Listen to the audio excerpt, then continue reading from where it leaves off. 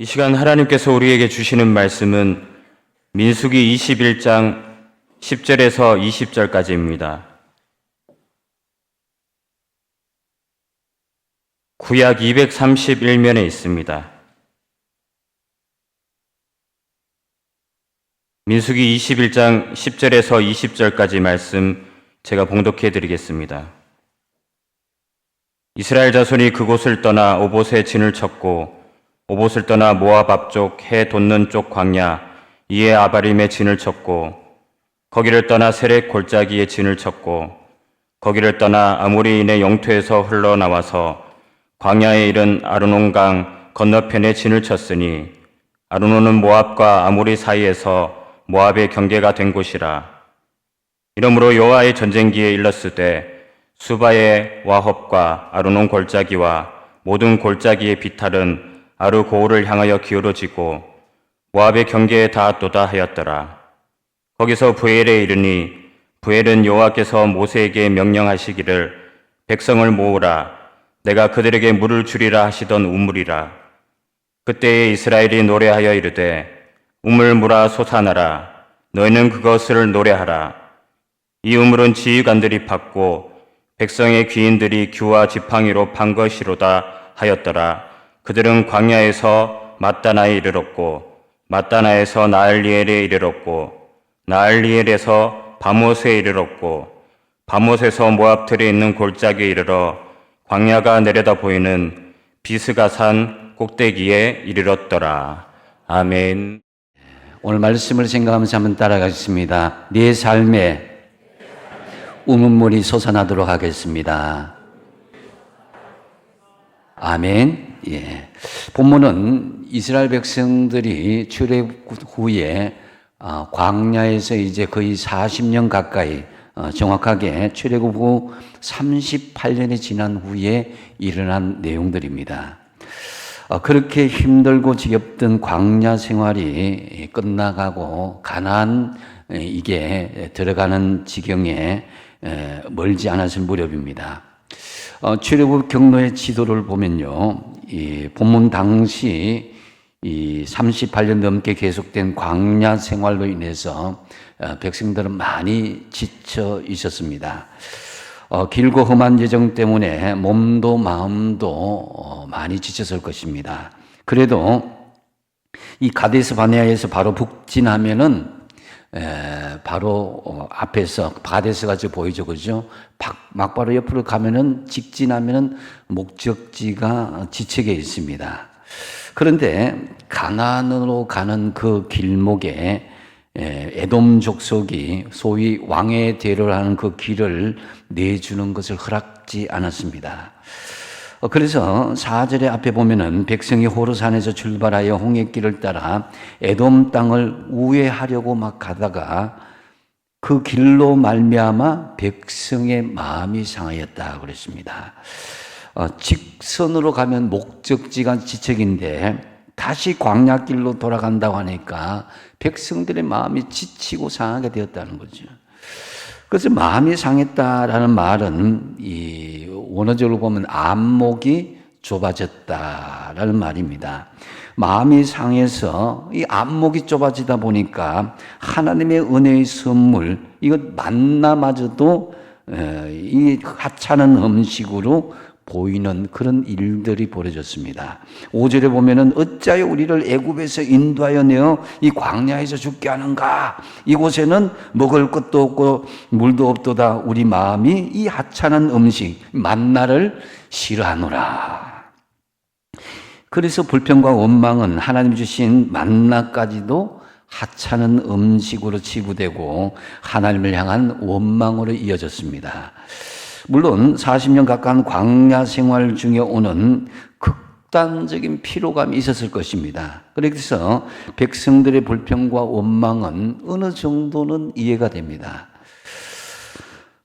그래서 이제 열왕기상 19장에도 엘리야 선지자도 그런 경험이 있죠. 엘리야 선지자가 바알과 아세라 선지자의 그런 싸움 계속 이 아합 왕과 이세벨 여왕과의 그런 영적인 대결에 지쳐있을 무렵에 이제 바알과 아세라 선지자의 싸움에서 이제 승리했으면 끝냈어야 되는데 근데 거기에서 이제 이세벨이 추격이 계속 시작되니까 로뎀나무 아래에서 그래서 엘리야 선지자도 하나님 나 죽여주십시오.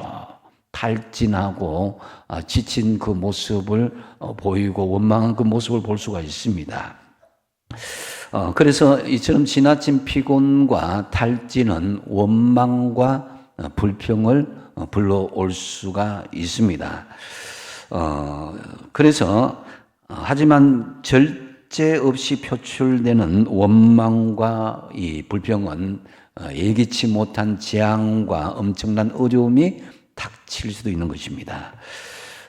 그래서 여러분 대개 사람들이 원망하는 이유가 뭡니까? 대개 보면은 의식주 문제가 참 많이 있습니다. 오늘 보면 5절에서도 먹는 것과 마시는 물 때문에 원망을 하는 것을 볼 수가 있는데요. 근데 곰곰이 여러분 인생길을 한번 생각해 보십시오. 우리를 힘들게 하고 지치게 하는 그 모든 것을 주관하시는 분이 누구냐 이거죠. 우리 하나님 아니십니까? 지금 여러분의 삶을 가로막고 있는 에돔을 누가 세워준 것인가? 하나님이 그렇게 정하시고 훈련하고자 하는 계획에 따른 것입니다. 지금까지 38년 동안 광야 훈련시킨 것, 여러분이 인생길을 걸어오면서 지금까지 훈련시킨 것은 그 주권자가 하나님이시다는 거죠. 그래서 그렇다면은 이들이 해야 될 것은 무엇이냐? 불평과 원망이 아니라 하나님께 여쭤야 된다는 거죠. 왜 이런 상황이 있었느냐 하는 거예요. 그래서 야고보서 5장 13절에 어떻게 이야기합니까? 같이 한번 읽어보겠습니다. 시작. 너희 중에 고난당하는 자가 있느냐? 그는 기도할 것이요. 절구하는 자가 있느냐? 그는 찬송할지니라. 아멘. 고난당할 때 어떻게 하라고요? 기도하고 절구하면 어떻게 해요? 하나님을 찬양하는 거예요. 그래서 여러분 이스라엘 백성들은 그런데 기도하지 않고 오히려 원망과 불평을 드러났던 것입니다. 결국 이 원망과 불평으로 말미암아서 수많은 사람들이 불뱀에 물려서 죽게 되는 결과에 이르게 됩니다. 이에 모세가 하나님 앞에 간절히 중재하여서 기도하였을 때 하나님의 응답은 이 놋뱀을 장대 위에 만들어서 불뱀에 물린 사람들이 그것을 쳐다보면 다 살려주겠다 하셨습니다. 이 구절인데요. 모세가 놋뱀을 만들어 장대 위에 다니 뱀에게 물린 자가 놋뱀을 쳐다본 적 모두 살더라 그랬습니다. 놋뱀을 쳐다보는 것은 어쩌면 정말 인간적으로 너무나 어리석은 처방일 수도 있습니다. 상식에 안 맞고 이해가 되지 않는 부분이죠. 그러나 놋뱀을 봄으로 낫게 하시는 것은 하나님의 은혜의 표현이라는 거죠. 바로 이 놋뱀은 바로 예수 그리스도의 십자가를 상징하는 것입니다. 요한복음 3장 14절 15절에 요한이 그렇게 말씀하고 있습니다. 모세가 광야에서 뱀을 든 것 같이 인자도 들려야 하니니 이는 그를 믿는 자마다 영생을 얻게 하려 하심이니라 그랬습니다. 이 말씀이 뭐냐면은 모세가 광야에서 놋뱀을 든 것으로 살아난 것 같이 인자도 들려야 하느니, 그러니까 예수님이 십자가에 달려야 하리니 이는 그를 믿는 자마다 영생을 얻게 하려 하신다. 바로 십자가에 달리신 예수님을 믿는 사람들마다 영생 곧 구원을 주신다는 말씀인 것입니다. 할렐루야. 불뱀은 여러분 땅에 있지만은 놋뱀은 하늘에 있습니다. 즉 인간의 죄는 땅에 있으나 하나님의 은혜는 하늘에 있는 것입니다. 불뱀은 하나님의 진노를 말하지만은 놋뱀은 하나님의 은혜를 나타내는 것입니다. 그래서 예수님의 십자가는 갈보리 높은 언덕 위에 세워졌다라는 거죠. 누구든지 바라볼 수 있는 곳에 세워진 것입니다. 그것을 바라보는 자는 누구든지 낫게 된다는 것인데요. 놋뱀을 쳐다보는 그것은 오직 믿음으로 가능하다는 거죠. 믿음이 없으면은 그 참 쳐다본다고 어떻게 그것이 나올 수 있겠냐? 예수 그리스도를 믿는 자마다 구원을 얻는 것이다. 할렐루야. 이게 바로 이제 노뱀을 쳐다본 자마다 그 낫게 된다라는 의미인 것입니다. 그래서 예수님의 십자가만이 우리가 죄악으로 말미암아서 받을 수밖에 없는 모든 죄악의 대가를 제거해 줄 수 있다는 거죠. 그 십자가에서 예수님께서 우리의 모든 저주를 담당해 주셨기 때문이다라는 것입니다. 여러분, 우리 가운데에 죄악으로 인한 고통이 있을 수도 있습니다. 그 고통이 때로는 제거되기를 원합니다. 이제 예수님의 십자가를 바라볼 때에 노뱀의 혈육을 그것을 쳐다본 적 살리라 그랬습니다. 노뱀을 바라보는 순간 독이 제거되고 이 고통은 사라지게 되는데, 마찬가지로 우리가 여러분 세상의 것을 바라보면은 고통과 절망과 불평뿐이지만은 예수님의 십자가를 바라볼 때 그 효력은 즉시 나타나게 된다라는 거죠. 내 죄를 대신하여서 십자가 달리신 예수님 앞에 우리 죄를 고백할 때 하나님은 우리의 죄를 용서해 주실 뿐만 아니라 우리 안에 성령님이 임재하여 주셔서 구원을 허락해 주신다는 거죠. 하나님은 죄인을 구원하시기를 지체하지 않으십니다. 뿐만 아니라 대가가 없이, 여러분, 남녀노소 빈부귀천 차이 없이, 잘 사는 사람 못 사는 사람 차이 없이 누구든지 보기만 하면, 신약적으로 이야기하면 예수를 믿기만 하면 구원을 얻는다는 이 길을 열어주신 것입니다. 그래서 여러분, 이 노뱀을 쳐다보라, 십자가에 달리신 예수님을 쳐다보라, 그것을 보면 살리라, 이 구원의 복음을 믿음으로 받아들이시고 구원의 선물을 여러분 풍성하게 누리시기 바랍니다. 이렇게 해서 한바탕 소란이 거치고 이스라엘 백성들은 이제 언제 그랬냐는 듯이 지금까지 아무 일이 없었던 것처럼 다시 이 가나안을 향하여서 행군을 진행합니다. 오봇을 지나고 이에 아바레미를 지나고 세렛 골짜기를 지나고 아르논 강변을 지나고 마침내 보엘이라는 곳에 이르렀습니다. 이 보엘은 하나님께서 모세에게 물을 주시겠다고 약속하신 곳입니다. 그것이 16절 말씀에 증가하고 있는데요. 같이 한번 읽어보겠습니다. 시작. 보엘은 여호와께서 모세에게 명령하시기를 백성을 모으라. 내가 그들에게 물을 주리라 하시던 우물이라. 자, 이스라엘 백성들이 보엘에 이르자 어떻게 되었습니까? 그들은 그냥 하나님이 주시는 것으로 생각하지 않고 거기에서 하나님 앞에 노래를 불렀습니다. 17절에 우물물아 솟아라 너희는 그것을 노래하라 하면서 노래를 불렀습니다. 여기서 이스라엘 백성들은 가만히 보면 여기서 아직도 물이 한 방울도 나오지 않는 황량한 광야였지만은 우물물이 솟아날 것을 기대하며 소망을 품으며 노래를 했다는 것입니다. 이 하나님의 약속을 믿는 믿음이 저와 여러분에게 있기를 바랍니다.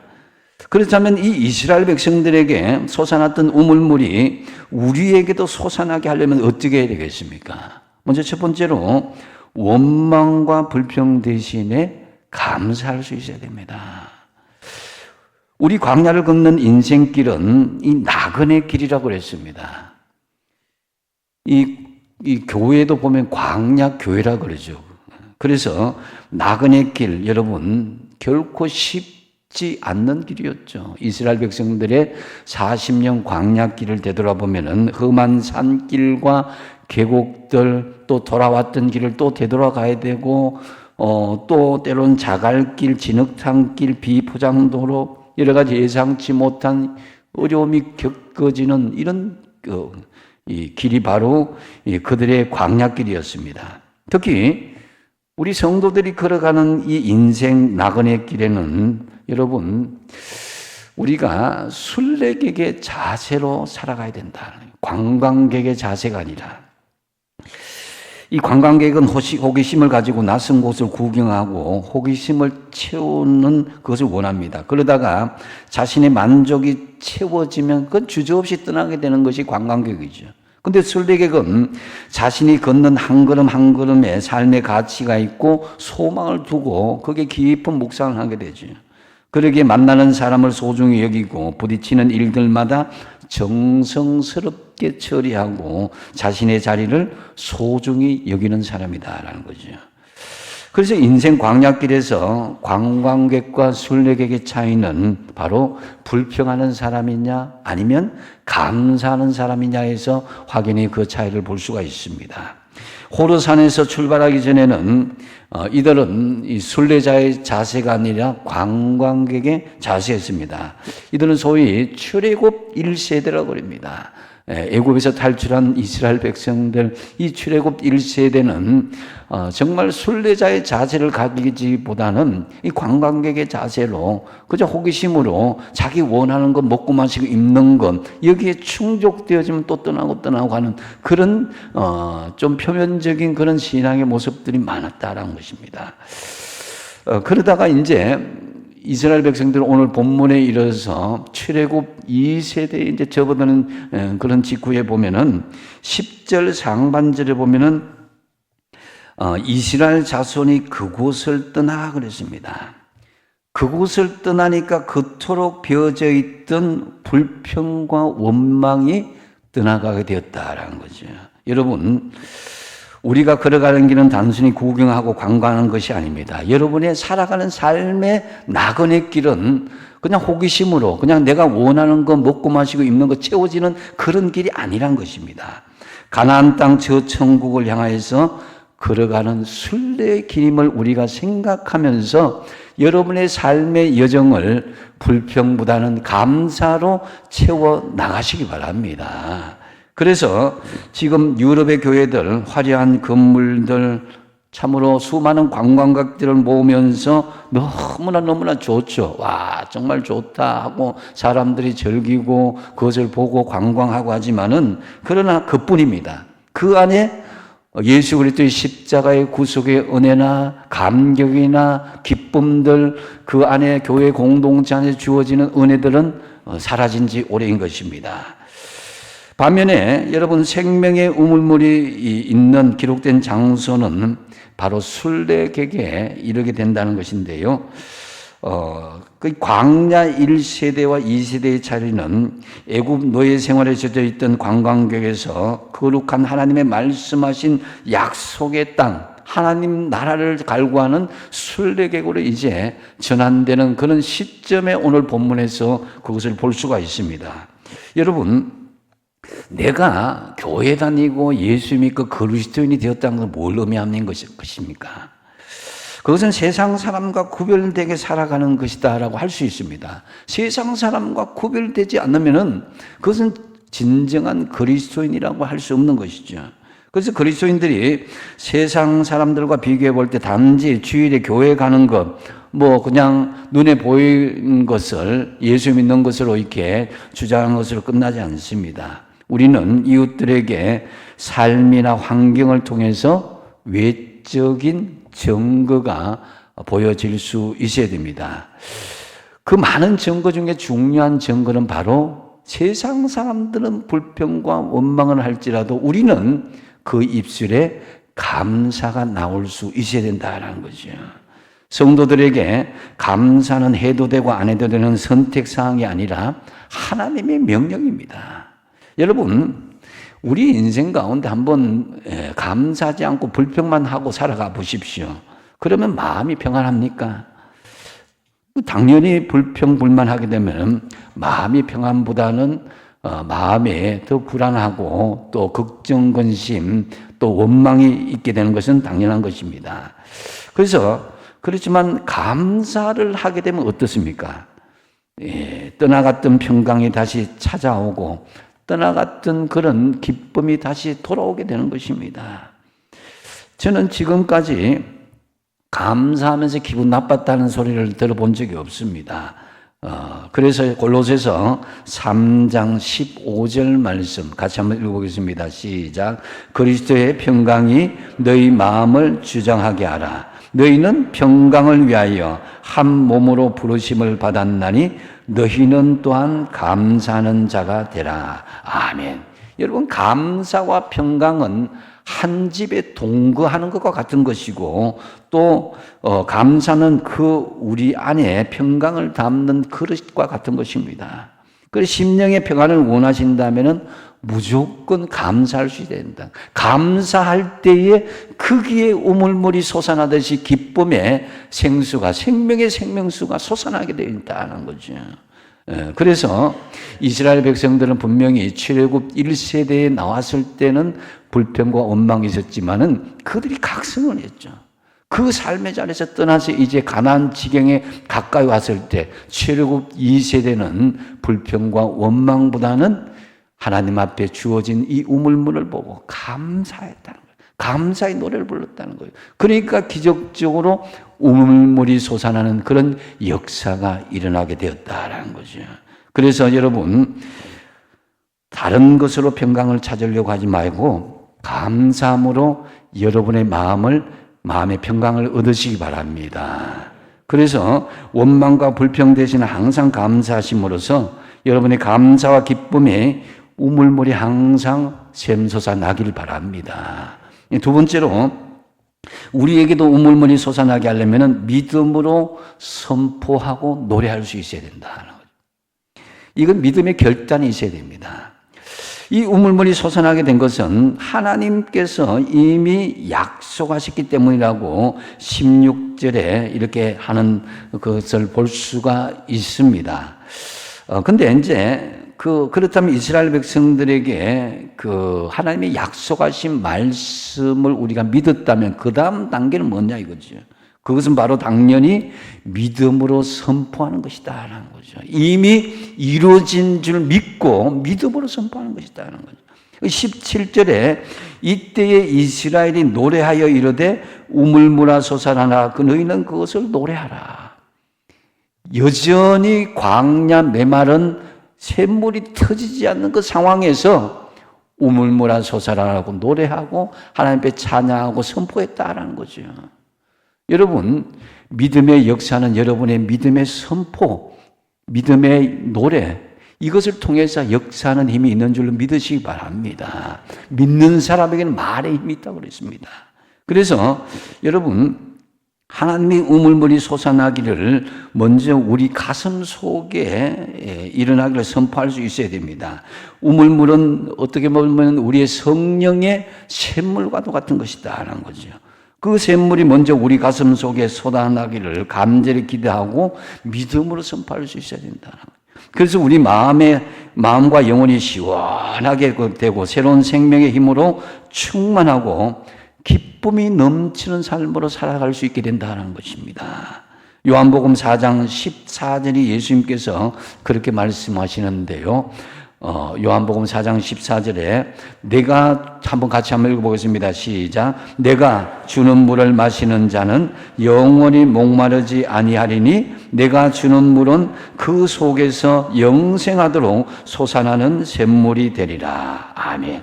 주님이 주시는 물은 영생을 얻게 하려는 샘물이다라는 거죠. 이 샘물이 우리 안에 솟아나기를 간절히 열망하고 기도하고 선포하십시오. 계시록 21장 6절에도 예수님께서 말씀하십니다. 나는 알파와 오메가요 처음과 마지막이라 내가 생명수 샘물을 목마른 자에게 값없이 준다 그랬습니다. 갈급한 자에게 하나님 이 생수를 원합니다. 믿음으로 선포하고 노래하는 자에게 하나님께서 생명수 샘물을 준다라는 것입니다. 그렇기 때문에 여러분, 우리의 삶 속에 메마름이 있다면은 그 메마름을 가라게 하는 여러분의 믿음의 선포로, 믿음의 노래로 하나님 앞에 높여드릴 때에 거기에 생명수에 솟는 역사가 일어나게 된다는 거죠. 그러면서 여러분, 우리 마음속에 생명수 샘물이 솟아나는 그런 역사가 일어나면은 그것이 어떤 영향력으로 이어져야 되느냐? 가정과 교회에도 생명수 샘물을 솟아나기를 기도할 수 있어야 된다는 거죠. 나 혼자만의 그런 역사, 나 혼자만의 하나님의 생명의 역사는 거기에는 안 되는 것입니다. 주님께서는요, 복음이든지 생명의 생수든지 어떤 것이든지 간에 나를 통해서 흘러가길 원한 거예요. 교회의 가장 작은 단위는 가정입니다. 가정에서 먼저 생명의 생수가 흘러가도록 여러분이 복음으로 선포하고 노래하는 역사가 있길 바랍니다. 그래야 여러분 우리 교회 공동체 안에서도 믿음의 선포가 담대하게 이루어지고 생명의 생수가 흘러나게 될 것입니다. 지금 현재 메마른 현실일지라도 그것이 선포가 이루어질 때에 생명수 생수가 터져지게 되는 것입니다. 생명수 생수가 터졌기 때문에 내가 노래하고 선포하는 것이 아니라 여전히 내 삶의 현장은 가라고 메마를지라도 믿음으로 그것을 담대하게 선포하고 노래할 때에 하나님의 기적의 역사는 여러분의 삶에, 여러분의 가정에, 우리 일터 현장에 일어나게 될 것입니다. 그래서 여러분 한번 따라하겠습니다. 연습하듯이 우물물아 솟아나라. 내 마음에도, 우리 가정에도, 우리 교회에도 축복의 우물들아 솟아나라. 아멘. 여러분, 이 믿음의 선포와 노래로 우리 마음과 가정, 교회와 모든 삶의 현장에 생명의 우물물이 풍성하게 솟아나기를 바랍니다. 이제 세 번째로 우리에게도 우물물이 솟아나게 하려면 주신 사명을 이행할 때에 하나님의 우물이 솟아나는 역사가 일어나게 되어 있습니다. 우리가 원망과 불평 대신에 감사하고 믿음으로 선포했다면 최종적으로 우리 삶 속에 생명의 우물물이 솟아나게 하려면 하나님께 주신 사명을 이행할 때 그 역사가 제대로 일어난다는 거죠. 18절에 보면은 이 우물물은 지휘관들이 받고 백성의 귀인들이 규와 지팡이로 판 것이로다 하였도다 그랬습니다. 여러분, 우물물이 저절로 터진 것이 아닙니다. 우물물을 팠을 때에 우물물이 솟아나게 되었다는 거죠. 이거는 바로 주신 사명을 이행하신 것이다. 이행할 때 가능하다는 것입니다. 여기에서 이 규라는 것은 지휘관들이 갖고 사용하는 지휘봉이나 또 여러 가지 지시봉을 이야기합니다. 백성의 귀인, 이것은 신분이나 지위가 높은 사람들이 갖고 다니는 지팡이로 우물을 팠다라는 것은 바로 앞장서는 사람이 지도력을 발휘해서 우물을 팠다라는 것입니다. 이 규와 지팡이는 교회에서 말하면 직분과 직무라 할 수 있습니다. 교회에서 지휘관과 귀인들에게 할 수 있는 것은 꼭 목회자만 이야기하는 것이 아닙니다. 장로님, 집사님, 권사님, 또 임원들, 교사, 구역장, 남선교회 회장, 여전대 회장, 임원들, 또 이분들도 지휘관과 이 귀인들이라고 할 수 있고요. 여기 찬양대원들도 마찬가지로 앞장서야 될 사람들인 것입니다. 이분들이 앞장서서 먼저 수고의 몸을 보일 때 우물물을 팔 때에 하나님께서 그 우물물이 솟아나게 된다는 거죠. 그래서 여러분, 이 직분과 직무는 우물물을 파라고 준 것입니다. 주신 사명을 이행하라고 준 것이지 그것을 자랑하라고 준 것은 아닙니다. 하나님께서 우리에게 비록 약속을 하셨다 할지라도 우리의 믿음의 이행, 믿음의 실행이 있을 때 그것이 가능하다는 거예요. 누구를 통해서? 먼저 앞장서는 그 사람들을 통해서 우물을 팔 때에 하나님의 기적의 역사, 우물이 솟아난 역사가 일어나게 될 줄로 믿으시기 바랍니다. 그래서 여러분들은 적어도 가정에서 앞장서는 사람이 아닙니까? 그래서 여러분들이 앞장서는 이 하나님의 은혜의 우물을 팔 수 있어야 된다는 거죠. 그 수맥이 어딘지를 알길 원한다면 우물을 파는 수밖에 없는 것입니다. 때로는 우리는 믿음의 슬럼프에 빠질 수가 있죠. 운동선수들도 보면 슬럼프에 빠지는데요. 슬럼프에 빠지지 않기 위해서는 어떻게 합니까? 끊임없이 같은 모양을 반복해서 훈련하는 거예요. 신앙생활도 마찬가지입니다. 영적인 침체가 오고 여름이 온다면요, 메마른 그런 광야와 같은 물이 가란 그런 현실이 온다면요, 절망하고 좌절하고 불평하고 원망할 것이 아니라 내가 우물을 파는 사람이 되시기 바랍니다. 영적인 우물을 파야 되는 거예요. 하나님이 약속하셨지만 그 약속한 것은 누워서 그냥 뚝 떨어지는 것이 아니라 내가 영적인 우물을 파내야 된다는 것입니다. 그래서 여러분, 정기적으로 우리가 말씀을 읽고 묵상할 수 있어야 됩니다. 때로는 여러분 아무리 젊을 때에 훌륭한 신앙생활과 경험을 했더라도 은퇴하신 목회자들이나 중직자들도 이 영적인 우물을 파는 것을 게을리하게 되니까 영적으로 메마르게 되더란 거예요.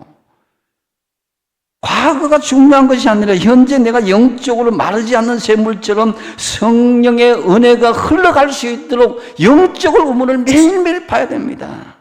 새벽기도에 나오시고 수요기도 나오시고 또 금요기도에 나오시고 영적으로 메마르지 않으려면 결국 영적인 우물을 계속 파다 보면 그게 터지게 되는 거예요.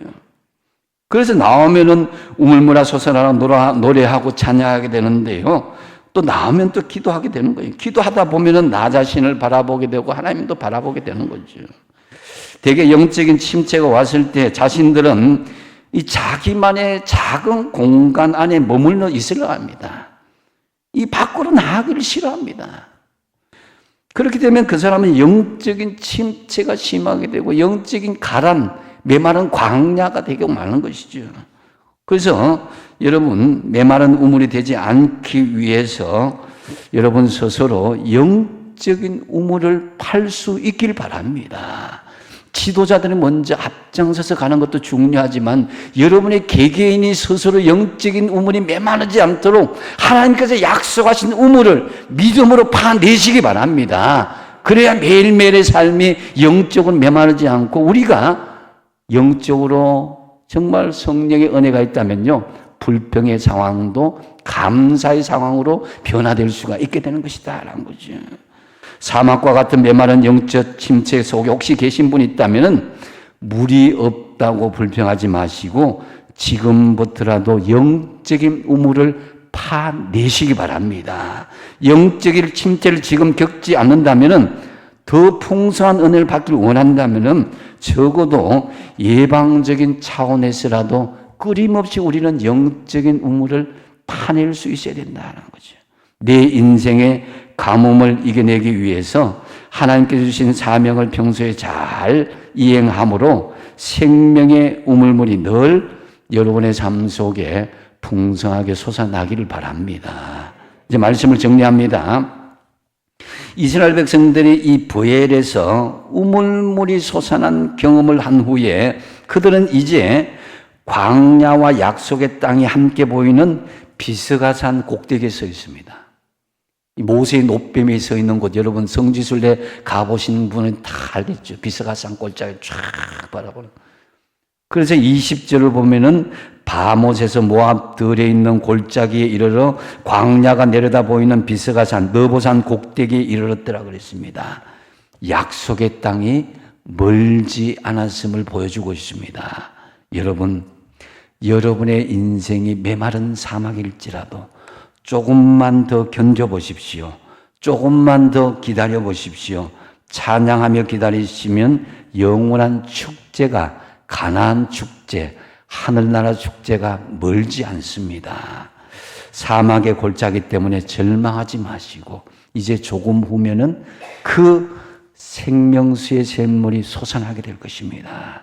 이스라엘 백성들에게 솟아났던 우물물이 우리에게 솟아나게 하려면 어떻게 해야 됩니까? 첫 번째로 어때요? 원망과 불평 대신에 뭘 해야 됩니까? 감사할 수 있기 바랍니다. 두 번째로 여러분 어떻게 해야 됩니까? 믿음으로 선포하고 노래할 수 있어야 된다는 거죠. 우리 마음과 가정, 교회와 삶의 모든 현장에 생명물이 풍성하게 일어나도록 여러분 믿음으로 선포하고 노래하십시오. 세 번째 어떻게 하라고요? 여러분 주신 사명을 잘 이행할 수 있어야 된다. 내게 주신 우물을 파라는 거예요. 약속이 있더라도 그저 주어진 것이 아닙니다. 그래서 영적인 침체기 특히 우물물이 메마르면 땅을 파야 됩니다. 가만히 있으면 안 돼. 매일의 영적인 관리를 게을리하지 마시고 그래서 주신 사명을 잘 이행할 때에 영적인 역사가 일어나게 된다는 거죠. 참으로 감사함으로 또 믿음으로 선포하고 노래함으로 주신 사명을 잘 이행함으로 여러분의 모든 삶의 현장에 우물물이 풍성하게 솟아나게 되기를 축복드립니다. 기도하겠습니다.